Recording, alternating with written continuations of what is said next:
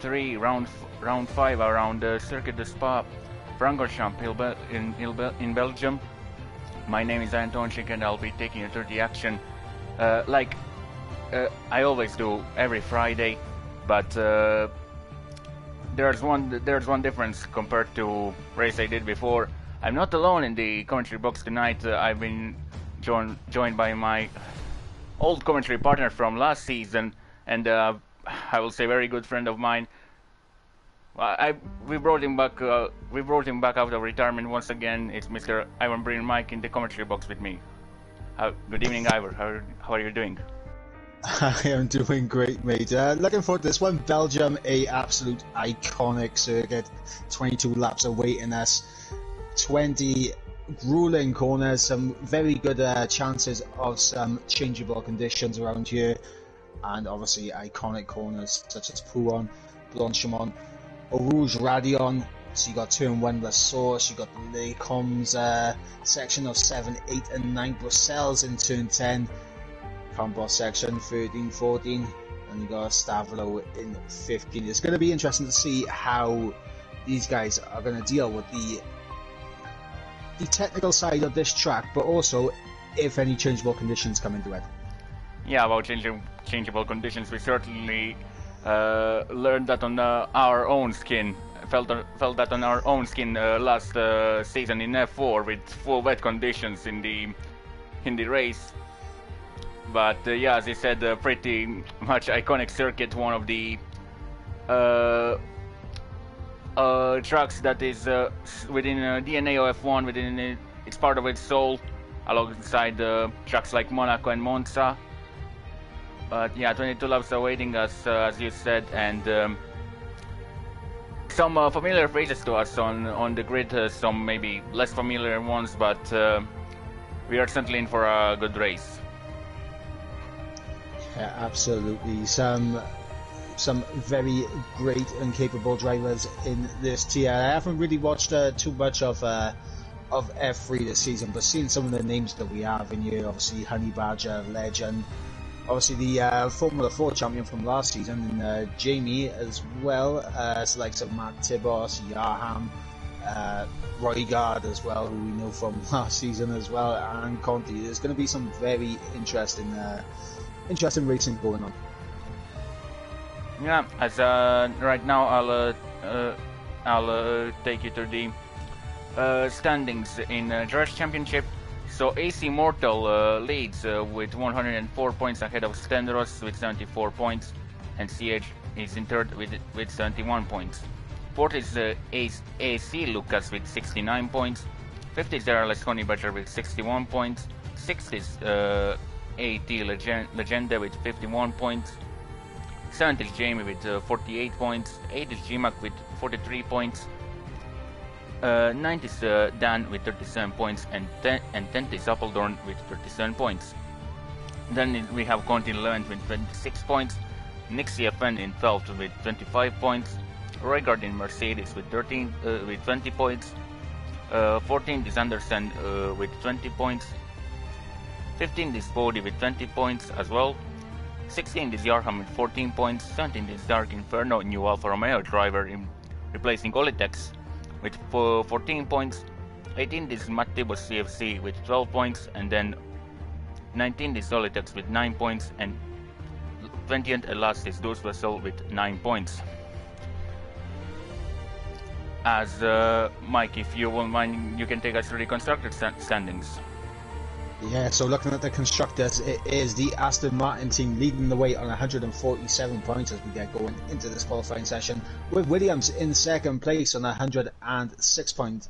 99 points, just 1 point off that 3-digit margin, is the Alpha Tauris in third place. Then we've got the Scuderia Ferrari in fourth on 87 points, just 4 points ahead of the Red Bull Racing team in fifth on 83 points. Alpine in sixth on 74 points. 40 points for the Silver Arrows in the Mercedes-Benz cars. Then we got the Haas F1 team on 37 points. McLaren in ninth on 34 points. And Alfa Romeo rounding out the constructors on 25 points.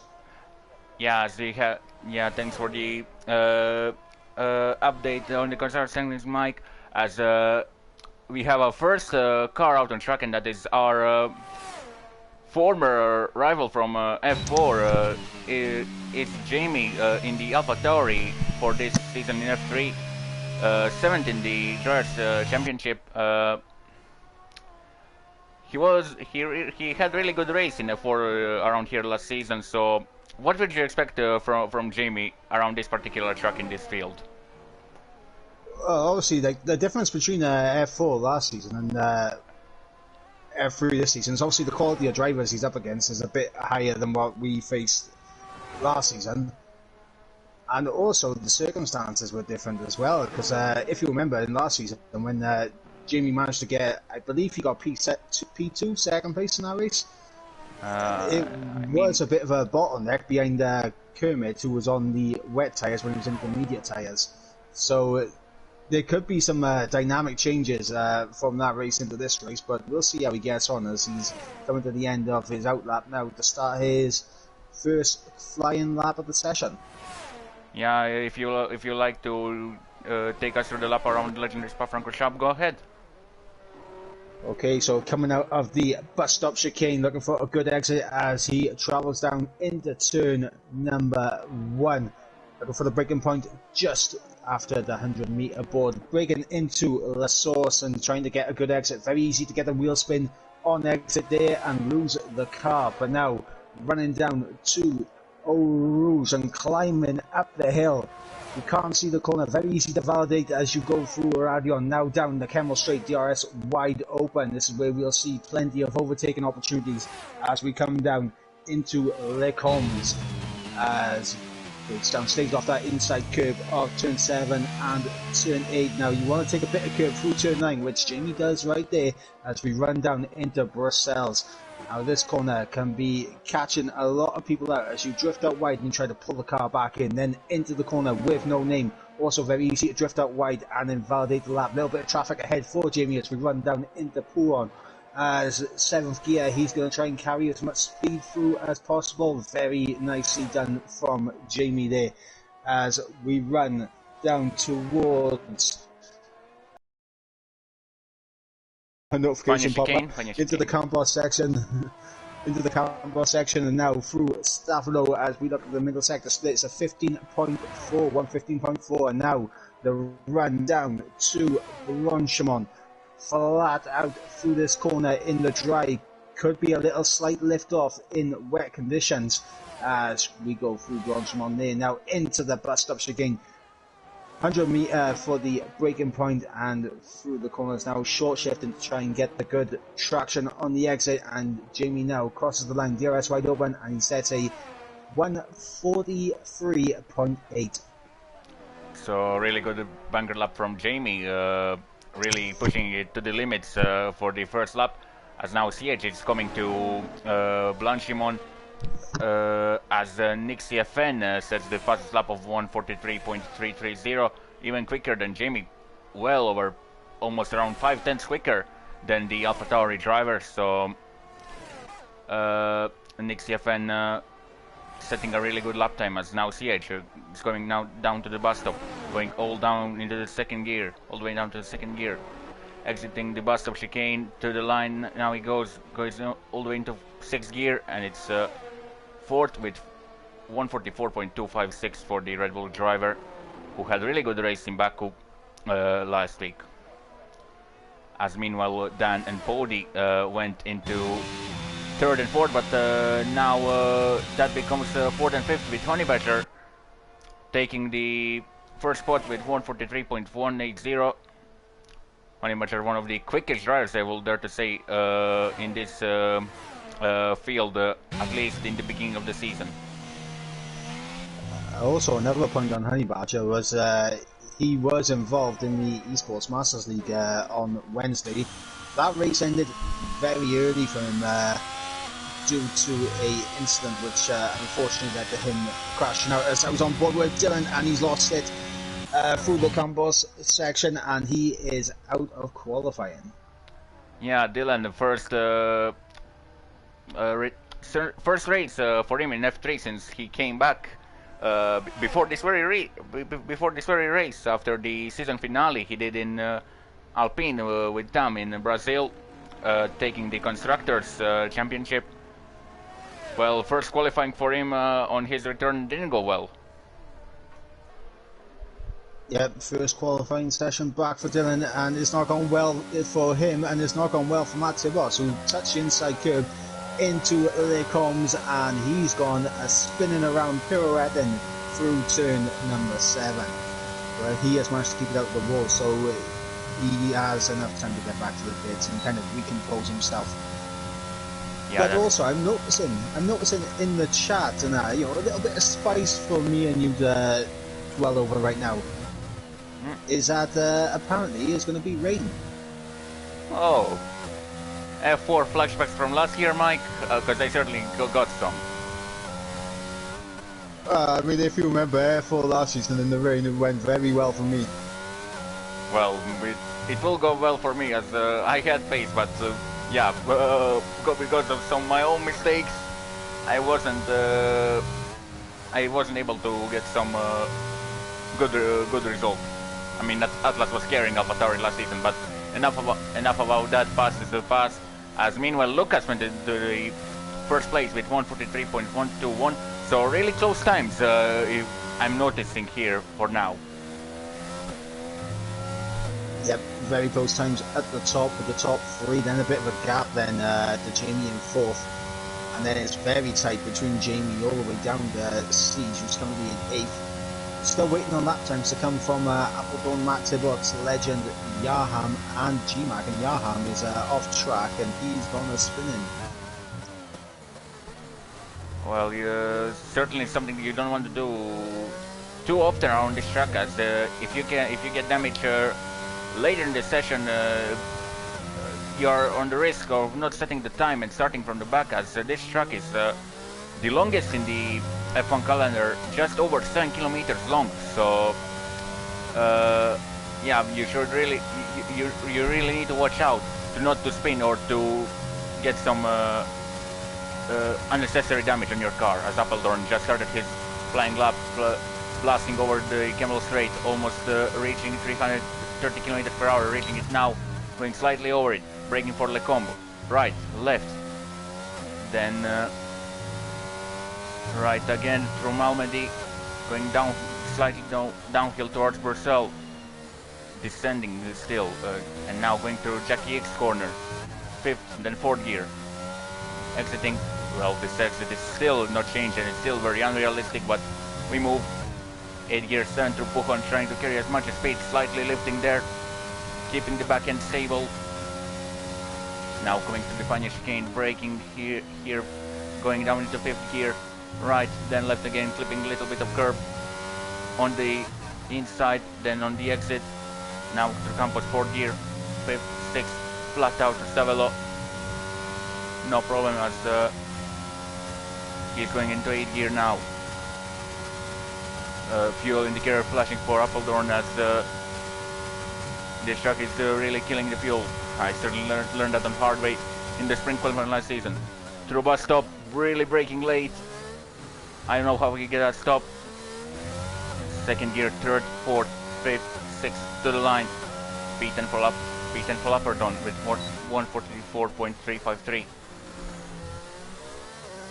Yeah, I mean, Appledorn will just be happy just to have a lap on the board at this point, and he'll try and improve on that later we go into the session.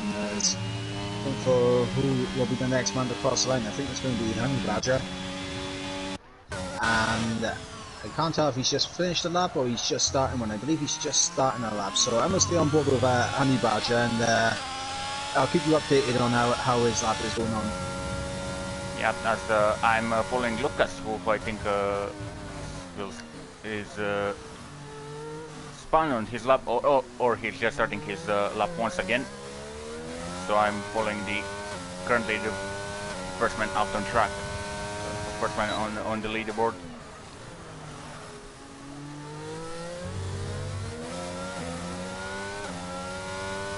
Honey Badger over a 10th down on a sector 1 split, so He's not going to be happy about that, but can he pull it back in this middle sector? That's the question. He took a lot of curb through the cones, and oh, he gets a little bit out of shape coming out of turn 11, the corner with no name.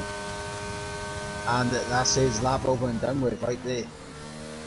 Lucas only 11/10 of a second down on his previous lap time, so still potential. So this lap still has a potential for the Williams driver who got robbed of victory, I will dare to say, from after pretty much stupid move from Immortal. I mean, not stupid, it was last lap, Immortal went for all or nothing, he did a mistake and then took them both out of the race, so that was really unlucky for Lucas, as now he comes to Panya chicane. Dan's improved, he's got himself up in the P4. Jamie is improving, he was about 2.5 times up as he comes into the bus stop chicane. Yeah. Can he gain any more time, yeah. Challenge Dan, yeah, can Jamie do it? And he does, he goes up in the P3. Yeah, as the Lucas is nearly 3/10 up, or was nearly 3/10 up in the middle sector, but locking up in the bus stop, really pushing that car on the brakes, putting that car over the limit. To the line Lucas goes, and it's 142.898. So first man in 142s. So really good lap from Lucas. Very good lap from Lucas and setting the benchmark down early. And who do you think is going to be the one to challenge him? As we got Legend to the line, pops up into second place there, moving marginally ahead of Honey Badger, and looks like these times going to start to tumble down now. Is anyone going to be able to challenge Lucas? Well, Honey Badger, sector 1 split, is only half a tenth off his actual best lap so far, but I believe he could be on it in the lap here. Oh, as soon as you say he has massive snap oversteer out of Decky X corner. I think that's lap in the bin for him. He really lost quite a big chunk of time there. As the Legend goes coming in anyway. Yeah, Legend going in second place. As I was looking at the F3 chat, Legend saying he did not practice very much, only a couple of minutes before the lobby started. So if that is the case, really good stuff from Legend. As let's say, it seems me and him have some sort of same mentality when it comes to practicing and performing well in races. Sorry for cutting you off there. Honestly, I think Legend just wants an excuse out there. That's what I think. Legend exposed. I didn't do good, I didn't practice. I didn't practice that. I didn't do good, I didn't practice. Well, I think you just got him done, like, straight away. Well, that's what happens when we bring when you bring the man out of retirement. But yeah, Yarham invalidating his second run, currently sitting on P4. No one really out on track apart from Siege, who invalidated his lap time. So I think in a couple of minutes we should expect drivers coming to the track, like invading the track, like Tifosi invade Monza after the checkered flag at literally every Italian Grand Prix in the last couple of years.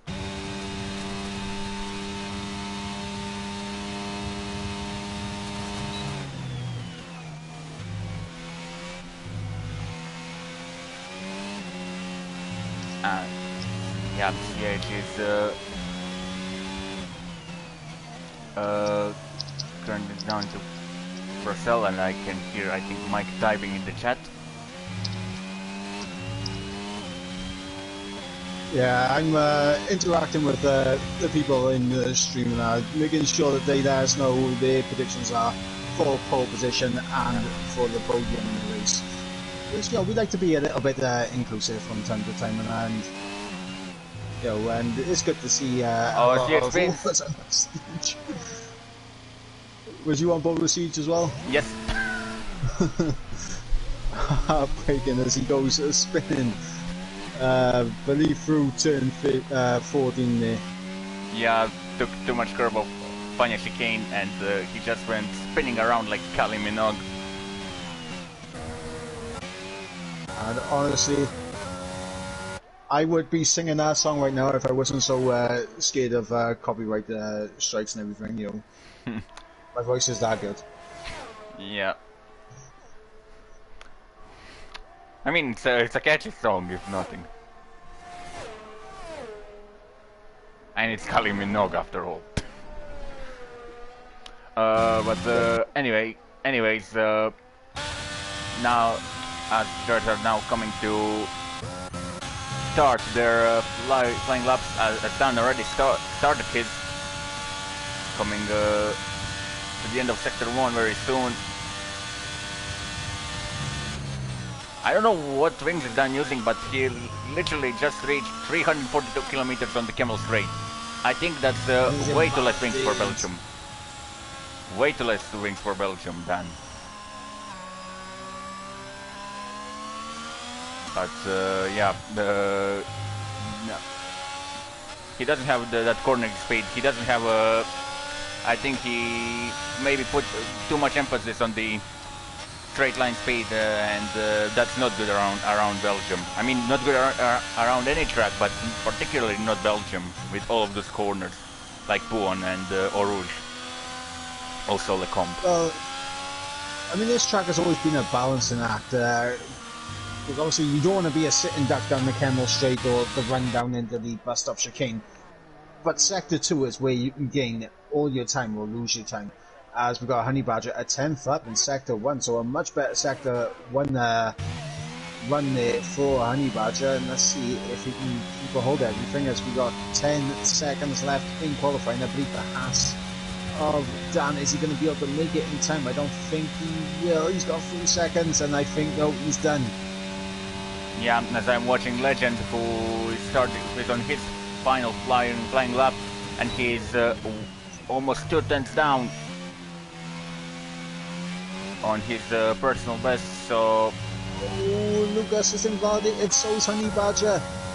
Can Legend? Jamie's up in Sector 2. Jamie's up in Sector 2. What can he pull after this? Gentleman, P2. P2, and there's nothing that Honey Badger can do about it. You got Legend, who's over a 10th down. What's called from Sector 1. How much is he going to gain through? A bit of understeer to Panya. Yeah, that's the absolute killer for Legend right now as we look at the Sector 2 time. He's marginally up. Joachim is marginally down from Sector 1. 2000 of a second down.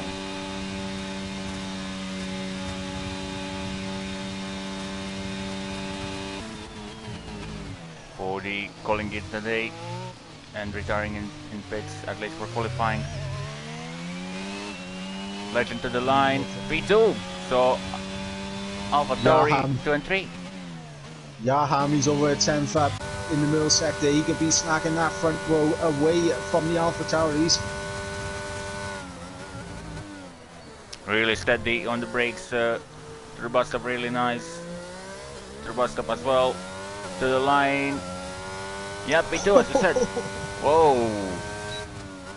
Yaham there, right at the end of the session, able to pull it together to get onto the front row, denying both AlphaTauris of Legend and Jamie. And Honey Badger may be feeling like this is a front row that he could have had, but that invalidation on his final lap cost him massively.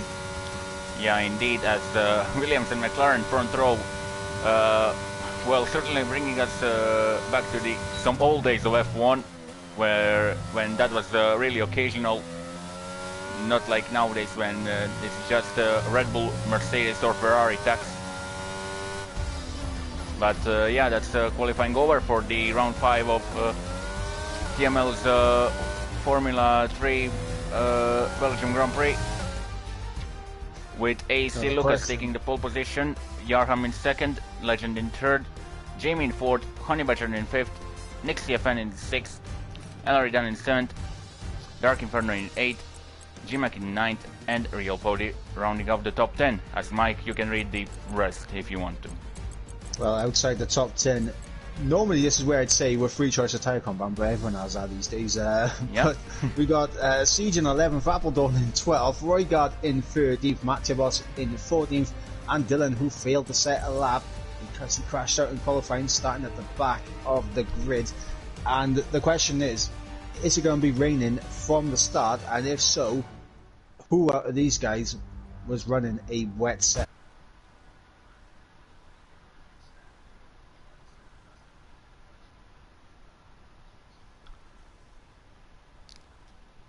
Yeah, as that is setup is always a key part around here, and it's it always can variate. And let's see, the rain is falling or will fall.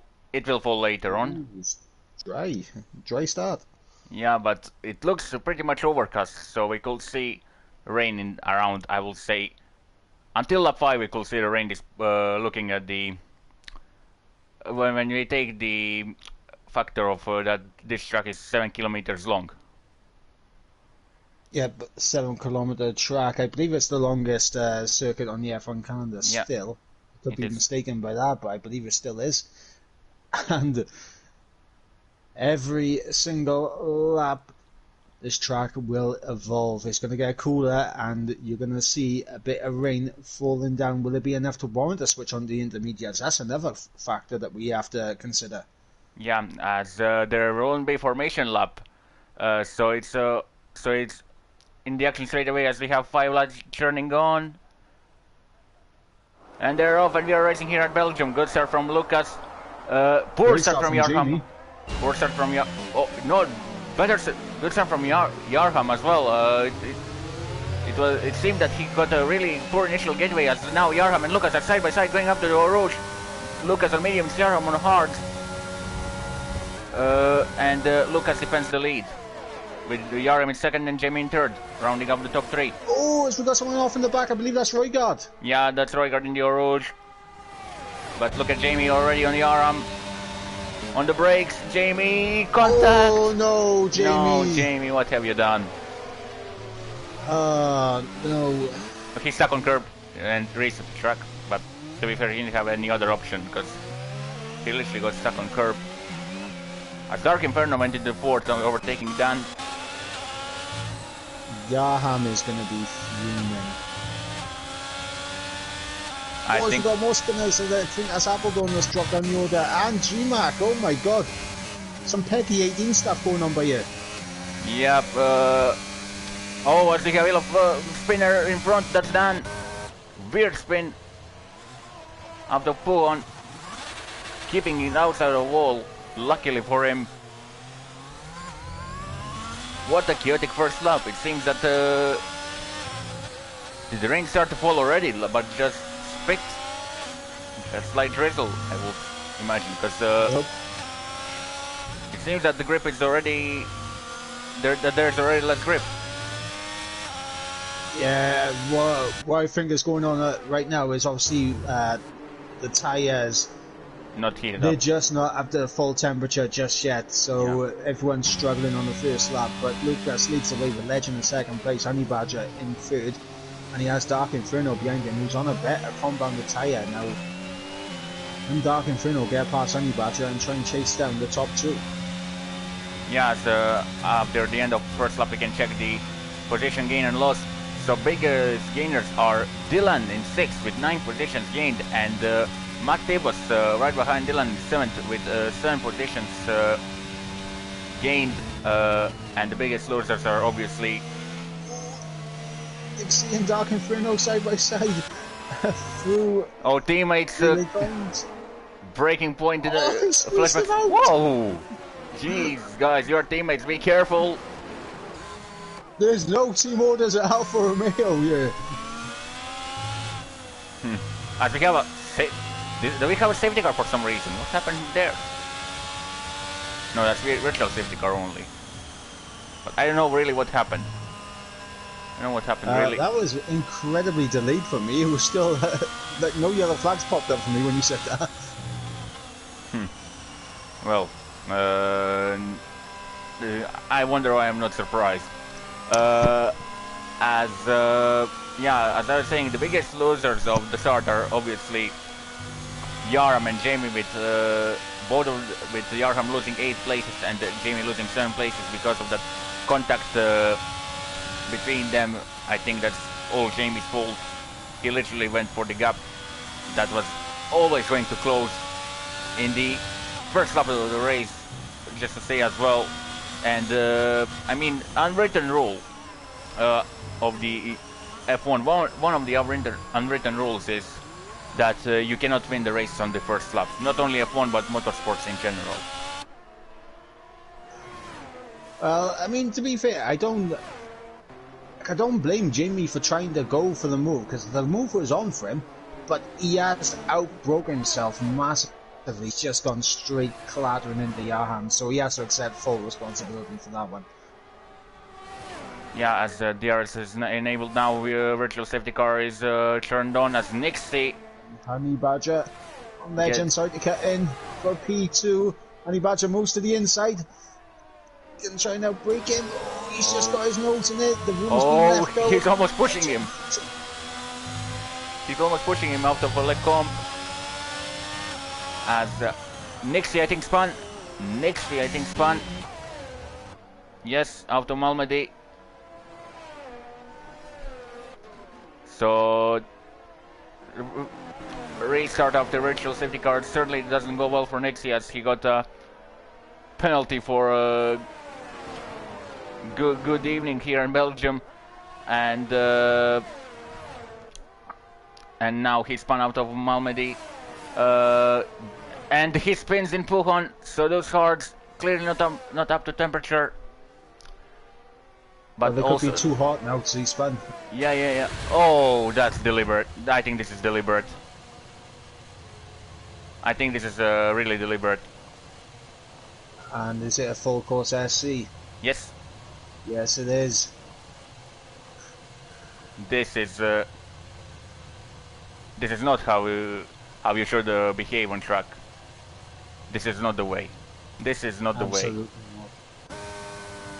I think Stewart and people responsible for drying standards and those stuff should have a little bit of chat with Nixie after the race, as certainly this is not how you should behave on track. No matter the TML, but any other league, it's not in the spirit of competition. This is more appropriate for a 5-lapper open lobby. Maybe not for that. Well, not even with that. I mean, end of the day, like what this has done now is effectively by crashing out intentionally. I wasn't on board, so I can't make a comment if it was intentional or not. I'll just take your word, but crash out intentionally and it causes a safety car, you have directly affected the race of everyone involved. I mean, I don't know what could happen that he doesn't crash intentionally, as literally he spun out of Pujon. He went into the runoff area. I wasn't on board with him. I wasn't on board with him. So yeah, I was on board with him, but I'm just telling what happened. So he went in the runoff area of Pujon, and then all of a sudden, like, he just clattered the wall, like full send into the wall on the outside. I'm just rewinding it back on the stream. Yeah.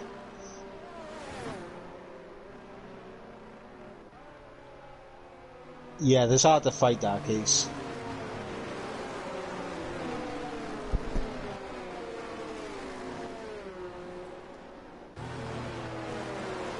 As yeah, a really good start of the race for Dylan and Matt Tibbos keeping their noses clean and getting 10 and 8 positions on the start respectively. I mean, It's called Dylan and Matt Tibos are very wily drivers and they can pick their way through carnage and they do have the pace to come from the back to get somewhat near the top end. So safety car will definitely help them in terms of getting up there, but they already have the pace and that to kind of carve their way through such a good degree as Dylan there, taking avoiding action, almost going to the back of Dark Inferno. And obviously, another thing as well is that they've been helped by everyone behind them making silly mistakes. Yes, also Dylan on the hard, just to say so. So is Honey Badger. Matej was also on hard, so Pody just pitted for softs under the safety car. Really interesting call from Pody, that going for softs that early in the race. So G-Mac did the same as Dark Inferno. I don't know what this is trying under safety car, but Dylan, I think, nearly cluttered the back of that Alfa Romeo 2 or 3 times in only a couple of meters. Yeah, Dylan getting very close to the car in front of him. He wants to be careful he doesn't pick up a 5-second time penalty for it, but yeah, I mean, as you mentioned there, Powdy and GMAC are on the sauce, and also Appledome now on set sauce. So this is an indication to me that the rain is probably around 5 laps away. Yeah, as now Matej and Dylan are reaching position under safety car. I don't know what's going on with this game at the moment. I think this is another F122 masterclass, and yeah, it could be, as I remember in Hungary.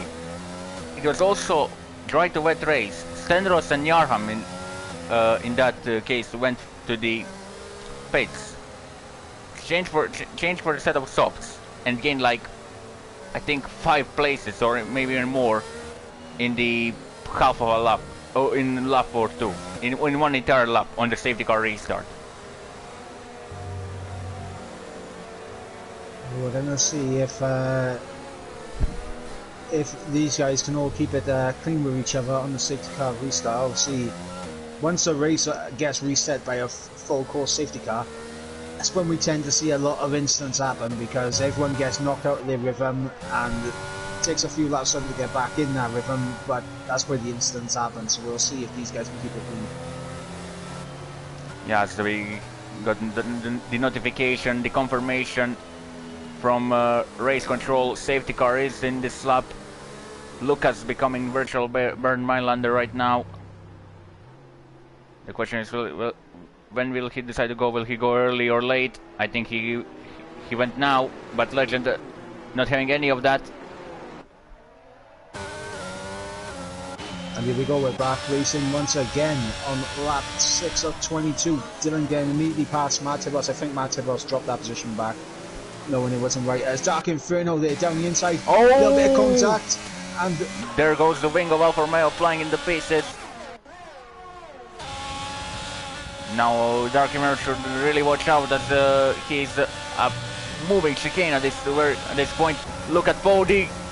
Oh, contact, and CH G-Man are out of the race. Wow. Honestly, I think that's all down to the... As Powdy got a 5 second for gaining the position off by cutting the corner. But I was just going to say, like, the instant between Dark Inferno and Honey Badger, to me, I look at it, I didn't think that Honey Badger did anything wrong. He just, like, he was already all the way on the outside. A little bit of contact, so he's getting squeezed. But the contact model in this game is just absolutely sent Dark Inferno spearing off to the right. I mean, you love to love F122 physics, and when it comes, especially when it comes to contacts. As the Roy Guard or takes Dark Inferno and then spins like second after. Thank God for ghosting, as that could be mother father of all chance, as Honey Badger becomes second driver with the time penalty after Pody. And here comes the rain. And now it's just interesting to watch Pody and gain on the others.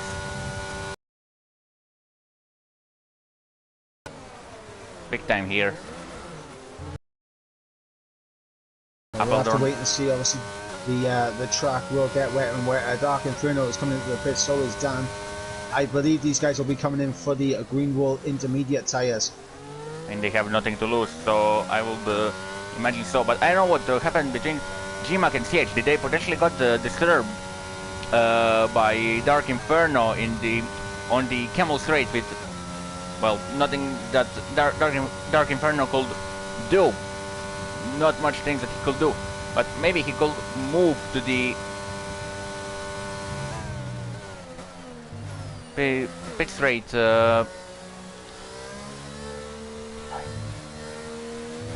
Move. I mean, potentially, as let's call it. I think it is just a little bit too soon for the intermediates, as we're seeing with Dark Inferno dropping down to Ryguard here. This will be key information for Appledorn and Ryguard, who will be able to see the green wall tyres and how they perform versus the dry tyres that they are currently on. So this is crucial information. They'll be able to make the call to come into the pits at the right time, as the rest of the grid will have to take a little bit of a guess. And if you remember from last season, what's called the call to go on the intermediate tyres at the right time won the race in F4 last season. Yeah, I mean, I think I was first to switch to the Inters last season. I think you followed me in, didn't you? Didn't you follow me in? I went in before you because I had to drive through from the start, and I went in under the safety car. Then I did a drive-through, and then just catching everyone ahead. As well as we're overheating. At least I had that feeling. Oh yeah, you were the guy I was looking at on those inters. That's what it was. Yeah. As Pod is gaining big time on Jamie. I mean, not big time, but slightly. Especially to the corners. Yaham making a move on Matibos. Oh, bit of contact there as they met in the middle. Matibos has gone around. Oh. Matibos having to reverse his Red Bull now. Now Jamie is closing in Yaram. But second sector is where Pody will gain most of the time, because of the fact you need more grip than in first sector and third sector here. Pody nearly gaining center 2 through Puhon.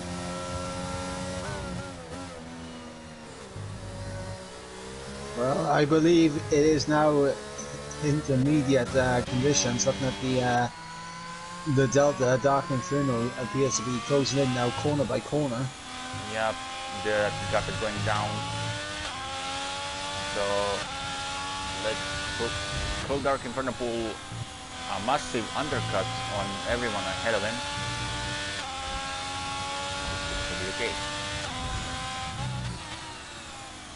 I know Jamie does listen to the stream, so he is definitely one that benefited from us saying that, but DRS disabled, Yaham picking the perfect time to come into the pits, and this could be big for Yaham, a big undercut opportunity for the McLaren. Yeah, as the Pody stays out, and he'll probably come in next lap, and he's still catching Jamie, so he's not losing anything compared to him at least. Now I'm following Dark Inferno in his position on track where he will come out. Surprised no one of leaders came in. Maybe Lucas is just waiting for the feedback from Appledorn to see how it feels on the Inters. And Dark Inferno didn't gain anything. He's close to Matibos, but no position change. Now I'm going to switch to you. Aramas Roygaard is out. And that profited Pody and everyone ahead. Safety car. Oh, that's a full course safety car. Yaham is fuming right now.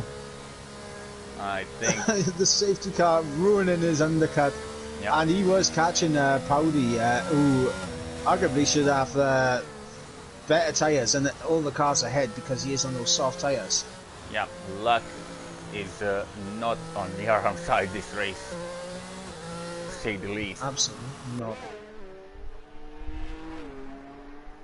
As I expect everyone to come in the pits right now, I think maybe we could see some changes in pit stops in the pits. Jamie dropping back. Jamie is dropping back, obviously to give himself a bit of a gap and that, so that he doesn't have to lose time with the double stack with Legend. Yeah, but also as pit stops are a little bit changed, you have to time your turn in. You come in and you can partially lose or gain your time in pits on that, as Jamie going really close to the wall on the outside of pit lane. And let's see how will pit stops pan out. Honeymatcher stays in third, so that's Legend stays. So Legend stays in second, and Lucas keeps the lead, creating maybe bigger gap than it was. Yarham, I think, is going to slot back in the position where he was as Jamie's coming up the pits now. Oh no, he's going to be behind him. Or this is close. Yeah, Jamie has this. That's heartbreaking for Yarham because even with the safety car, like nullifying that, nullifying the time gain that Yarham had. Picked up on Jamie in that lap when he was on the Indus. Jamie able to get the undercut on him, so you've got to imagine that Yarham, without the safety car, may have been in position to jump maybe the likes of Dylan, Honey Badger and Legend. Yeah, but as we said, luck is not on Yarham's side this race, as with conditions going to inters and safety cars, as Matti was retired under the safety car into Lecombe, so probably clip that curb on the right. Well, we are down to 10 drivers and we still have 12 more laps after this lap that we are currently on. How many are going to make it to the end of the race? That's the big question now. We're averaging losing one driver every 2 laps. Yeah, and this, you know, what is this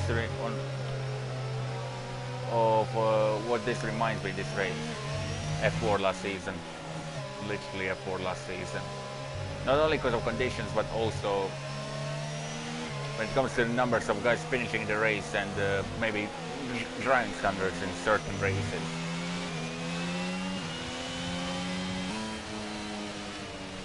But yeah, Baku was even worse last week.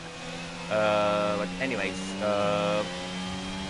Lucas leads from Legend, Honeybadger, Dylan, Jamie, Yarham, Cody, Appledorn, Dark Inferno, and Dan in last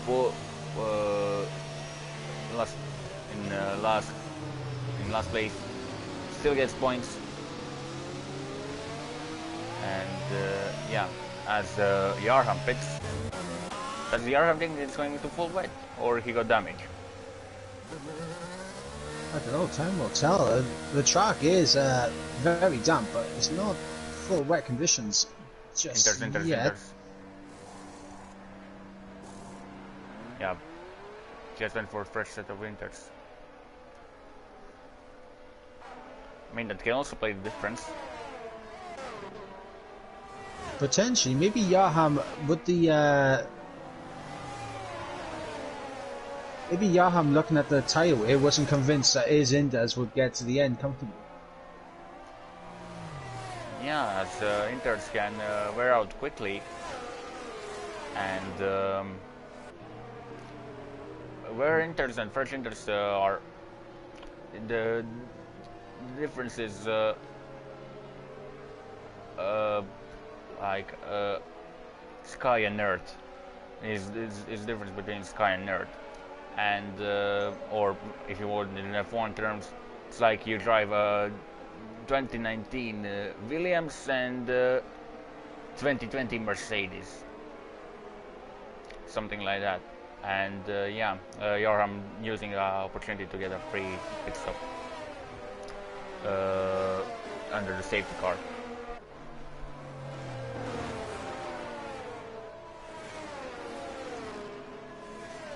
I'm trying to look and see if Joachim has any visible damage. From what I can see, I can't see any visible damage. So maybe underbody. But from visible point of view, everything looks fine. As the question is,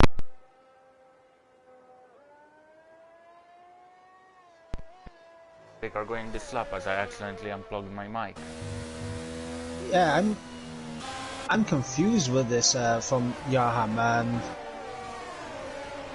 I can't lie, his tyres wouldn't have been that much worse off compared to the guys around him. They're only one lap older, but he's kind of not catching the back of the pack, so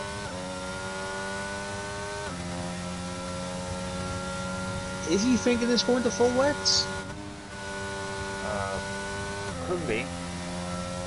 As the rain is, we'll see if he can rain is not falling that much. It's not.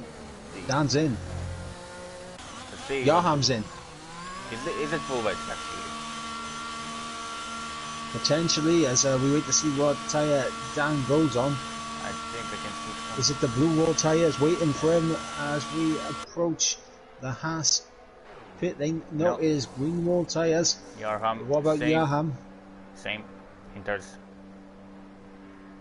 Joachim got damage. And a front wing change. Front wing change. They didn't change his front wing. That's why he came back in. But something was full wet as rain is falling, but it's not the intensity of this rain is not enough to make that rain track that is 7 kilometers long wet enough in like 2 or 3 laps to fit it from indoor conditions to full wet conditions. It's just not the rain is just not strong enough.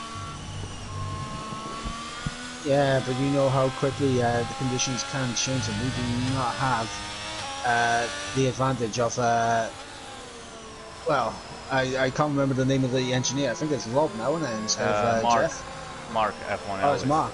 Yeah. It's Mark now instead of Jeff, and he could be saying the rain's going to intensify in the next 2 laps. Yeah. So. Yeah, but predicting. Let's be honest. I'll be honest. Since F4 last season, I don't believe into predictions of engineers. As not only since F4, as I never believed to the predictions of the engineers. Like since the start of F1 2021, never. Yeah, you don't. Nope. You don't want to know like everything I used to do to try and predict the weather conditions. That's the safety car is going to be in this lap. I used to have my what's called my temperature delta open all the time. As soon as I couldn't heat up the tyres anymore, that was when it was time to switch. As soon as those tyres started to drop off. Yeah. As now, Lucas is still waiting on the safety car to come in. Could we see him go early?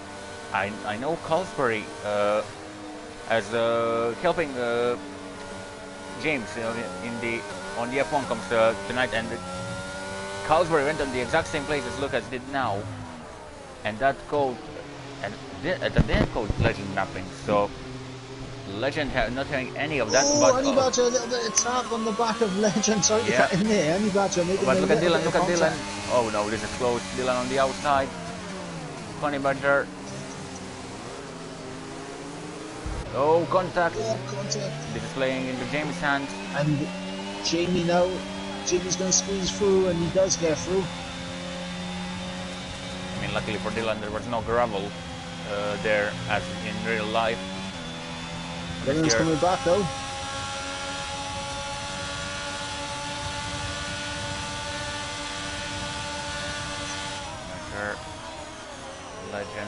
Legend came to position for now.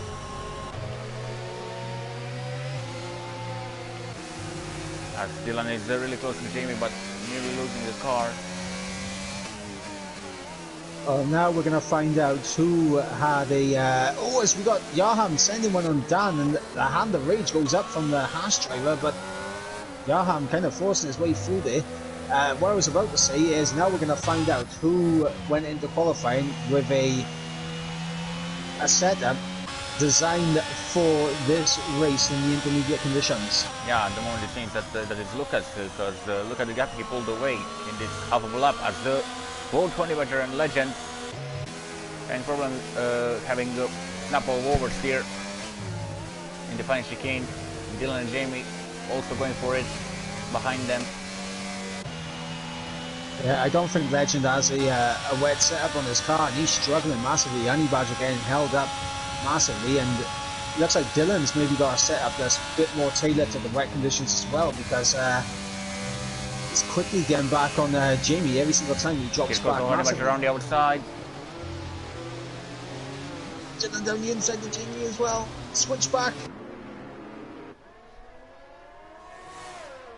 Oh, this is good stuff here between Legend, Honey Badger, and Jamie and Dylan in behind. As Dylan now sends it on the inside, Honey Badger trying to hang it around the outside of Legend. We'll get the traction, that's the question. Legend got...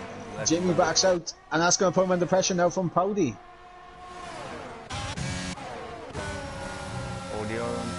Oh, Jamie, nearly losing the car. Struggling massively there. Powdy. Comes Honey Badger, he's got to have a look. Gonna send it on the inside. Legend leaves him the room. Oh, and he's slowed up on the curb. Powdy is on the back of Dylan right now. Dylan struggling through Lecombe and Malmendy.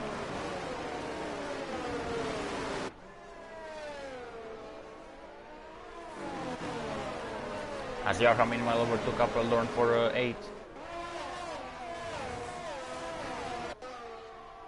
I'll tell you what, Honey Badger right now is like a caged animal. He is getting held up massively by Legend here.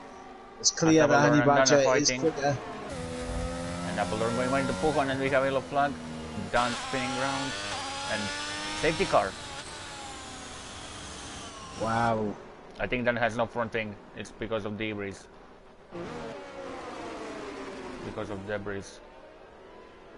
In the well, the rain is falling a bit harder now compared to what it was under the previous safety car. Yeah, so let's see if it continues to fall like this for 3 laps that are under safety car that are how much? Over 2 minutes long? Or just about 2 minutes long? We could see a full wet maybe at the end of the race. Yeah, the question is, will anyone gamble? I don't know, maybe... Appledorn's in. I mean, Appledorn, I think, had damage, so did Dan. Now, if you're Appledorn or Dan and you've got damage here, do you gamble and chuck on the wet tyres? I mean, they have nothing to lose, so I will try to do that. I mean, I literally did that too, but in the opposite way. Last time, Appledorn has a new set of winters preparing for... As does Dan.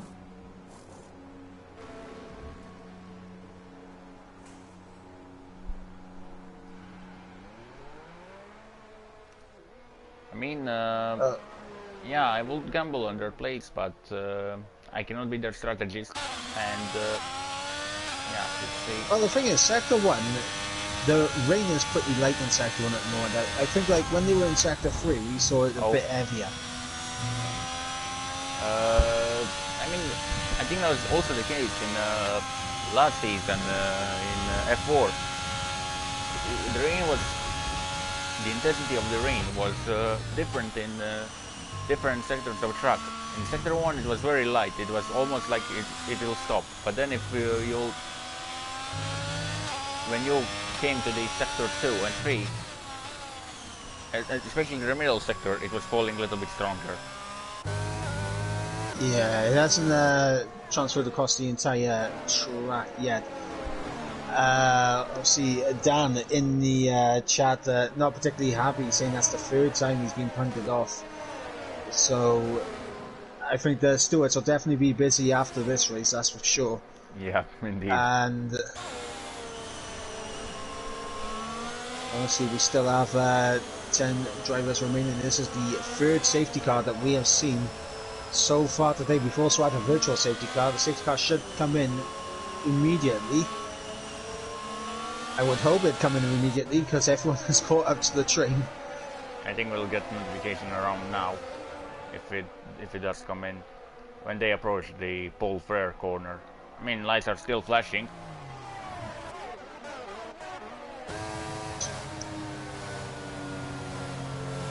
They're still flashing. Staying out another lap. Staying out,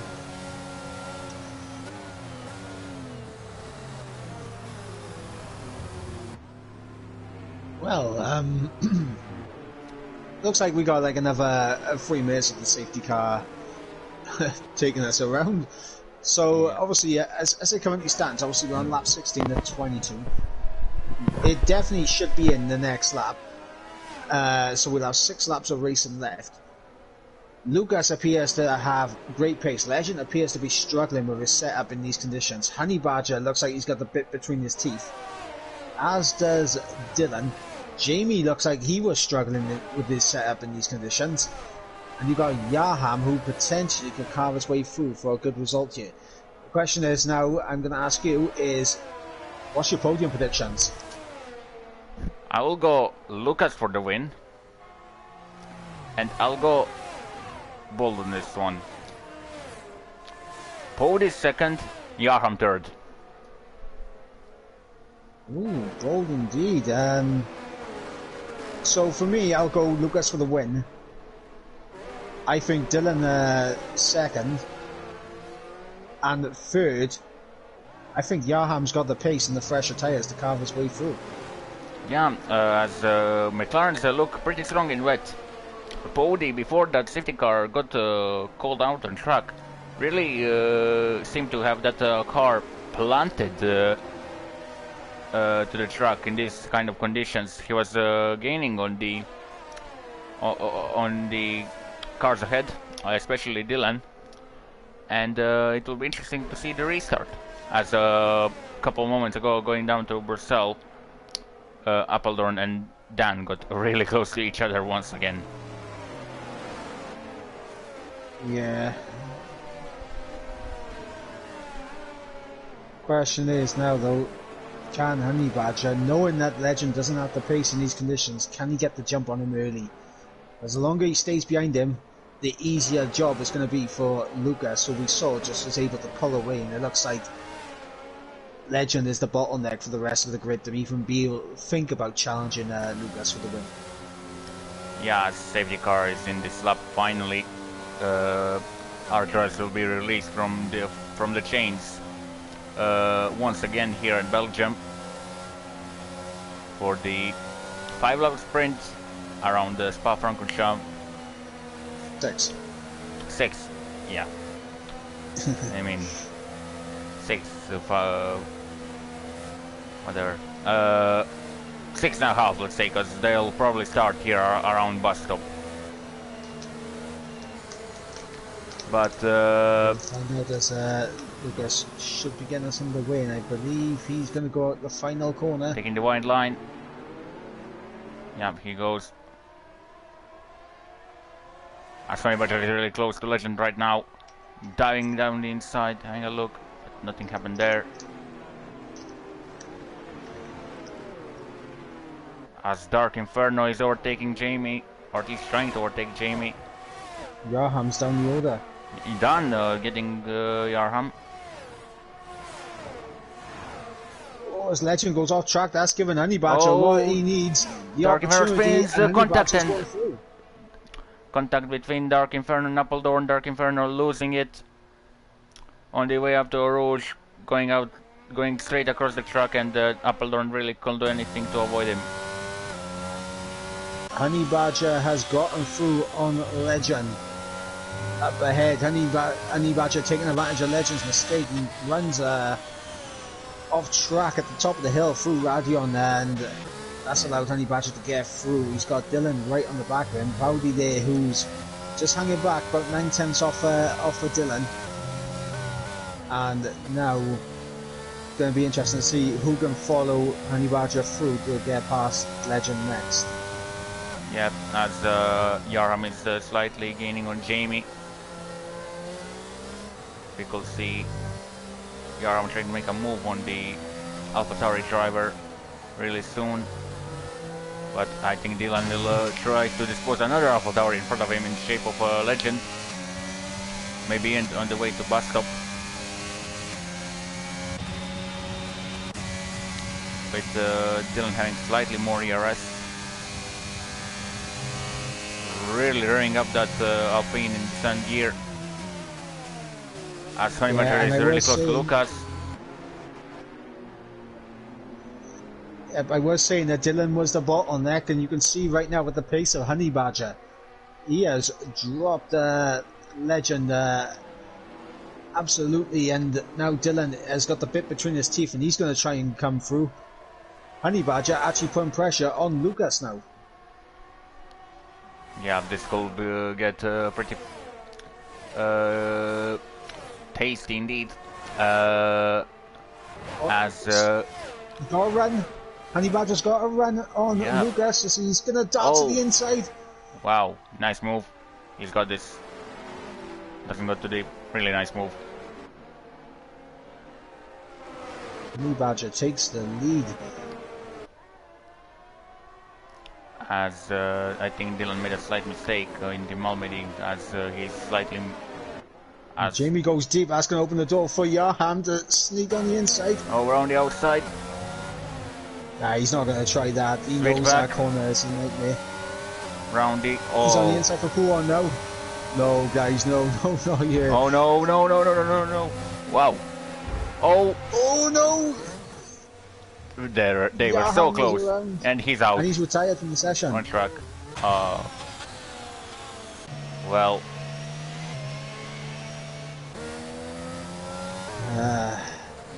I don't think Yarham was particularly happy. I think he felt like he deserved a little bit more room there, forced onto that inside curb, but yeah, I think it was 2 into 1 there. Yeah, 2 into 1 there just doesn't go in these conditions. I mean, it's Puchon. How can you expect to go too wide there? And also, I think this was another prime example of a rage quit. After what we saw from Nixie earlier on.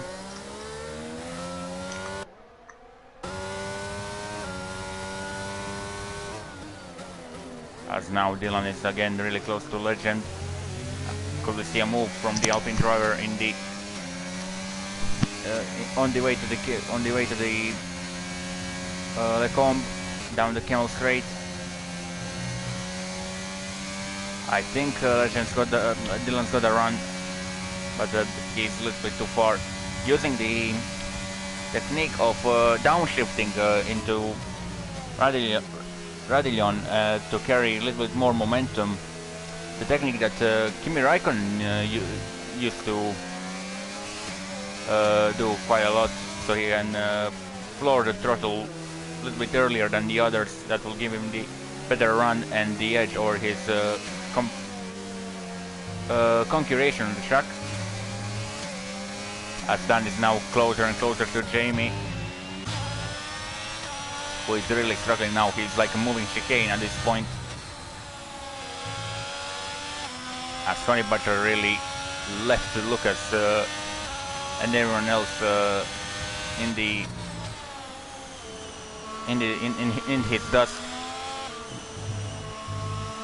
Well, the thing for Honey Badger right now is he's already dropped Lucas by a second now. Honey Badger definitely has the pace in these conditions. What he's looking for right now, in my opinion, is at minimum P2 here. Yeah, because of his penalty. What? I mean, that could possibly get removed if it's, I don't know, double warning or something like that. But we'll have to see, as now Cody is getting really closer and closer to Dylan and Legend. Yep. Legend, as I mentioned, the bottleneck in these conditions, he just doesn't have the pace on these inders.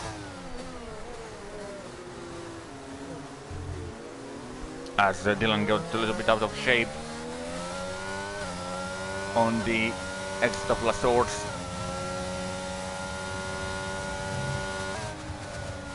Body going a little bit wide, and that's 3-second time penalty on it, getting and that's him getting slapped with 3-second time penalty.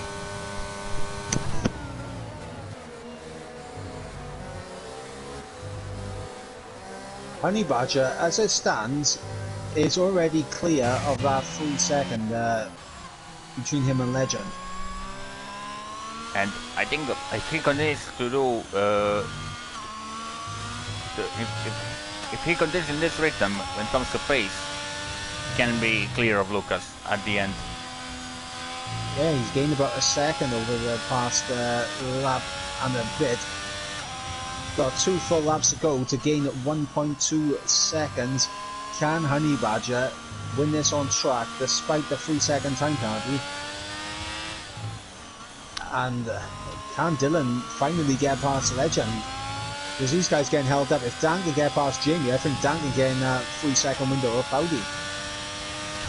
Yeah, as I think Dylan's getting sick of seeing that AlphaTauri in front of him.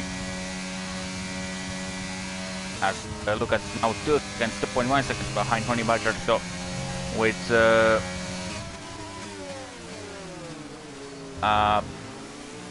lap to go now.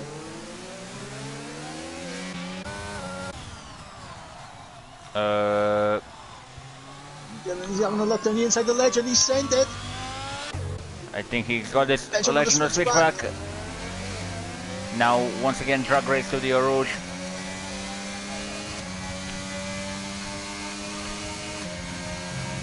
Dylan has this contact. Dylan's carrying so much more speed than Legend through there, and he almost goes straight into the back of the AlphaTauri, and he's using everything.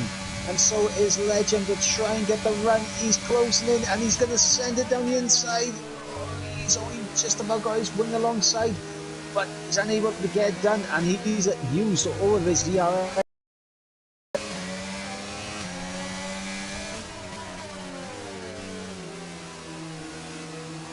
Sorry for disappearing for a couple of seconds.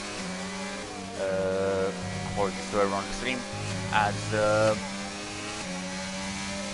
yeah, Dylan still cannot get past Legend, and Lucas is 2.4 seconds away from Honey Badger, who needs only around 6/10 to secure this win on track. Yeah, and Honey Badger has over double the ERS that Lucas has as well. Yeah, 2.6 the gap is now gaining 2/10 in this middle sector. Really gaining through Blanchimon as well. And Badger pushing like crazy as Dan overtook Jamie. Yeah, and that's been coming for a while. Now the question is, can Dan close in that 3-second gap to get in that penalty range of Audi? Jamie won't send on brakes as Honey Badger is 2.9 seconds ahead of Lucas. 2.9 seconds. If he gains a 10th, somewhere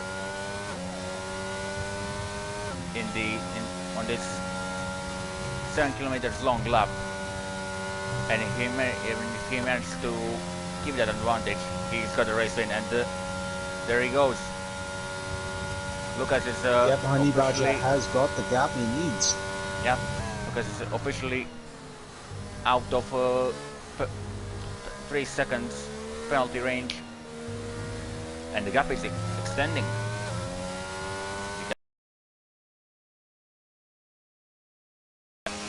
Well, the question is now, can Dylan get himself close enough to Legend to have a go into the bus stop chicane?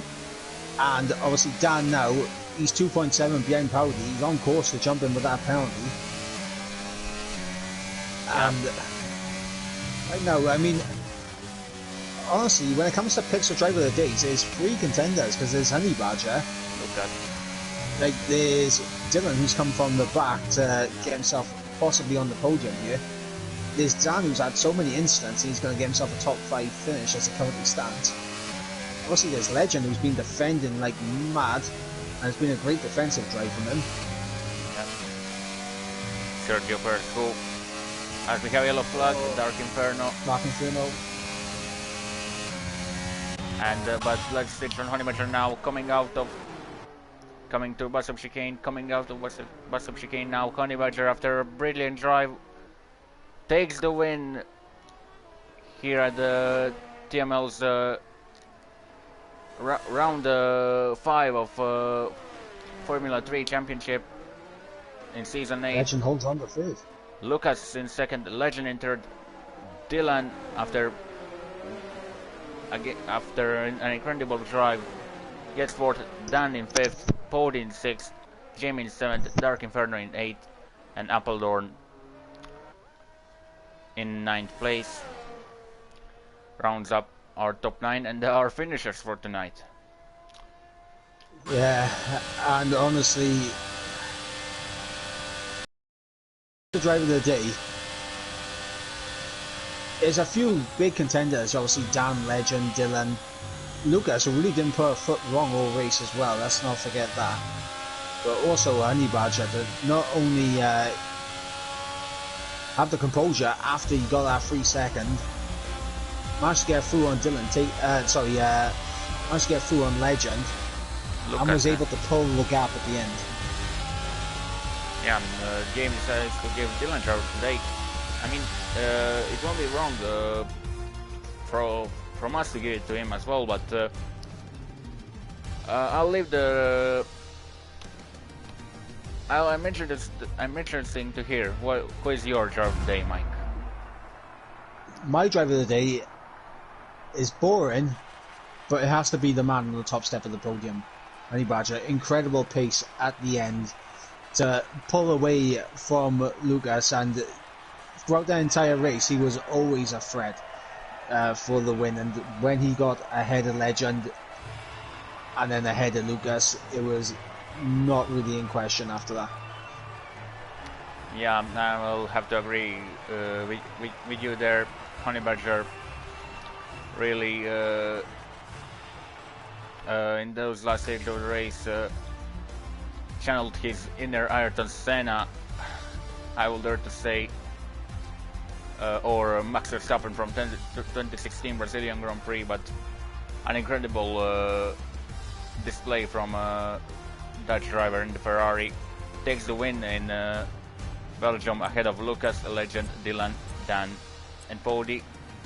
Jamie in 7th, Dark Inferno in 8th, Appledorn in 9th, Yarham in, and then the graveyard of cars who didn't finish: Yarham, Matt Tibos, Roygard, G-Max, CH, and Nick CFN with that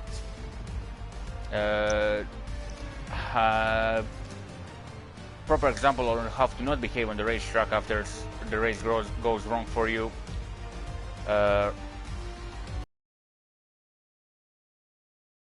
Classified as 15th on this leaderboard. Yeah, so I think we are in agreement that the Honey Badger driver of the day, and also not to forget in the dry conditions as well, he was on the hards versus Lucas and Legend, who are on mediums as well. That's another aspect to it also, and he was keeping pace with them. So yeah, I think we're in agreement the Honey Badger driver of the day. And some big questions going to be asked of some of these drivers, and whether it's the rage quits that we've seen, potentially crashing out that we saw, and just some of the driving in those conditions. I think a few questions will be asked of a couple of drivers here tonight. Yeah, and really, if those things if it turns out that those things we saw were on purpose and not because of some higher force, let's say, I don't know, wheel failure or something like that, I mean, if those things turn out to be truthful and that they were done on purpose, as I'm suspecting of, I mean on Nick's crash, I mean, I'm really disappointed in that, as even in league racing there has to be some codex, I will say, the code on how to behave on track and to know handle the situation well when things don't go as you planned. I know you can be frustrated, but to crash out like that, to go and to directly interfere on the race with that, that is just not way to do it. But that's just disrespecting your colleagues on track and the league in the eternity. Yeah, absolutely. So that rounds off the round 5 of TML's Formula 3 Season 8 Championship around Circuit de Spa-Francorchamps in Belgium. Once again, thanks to Ivor Mike for joining me on comms.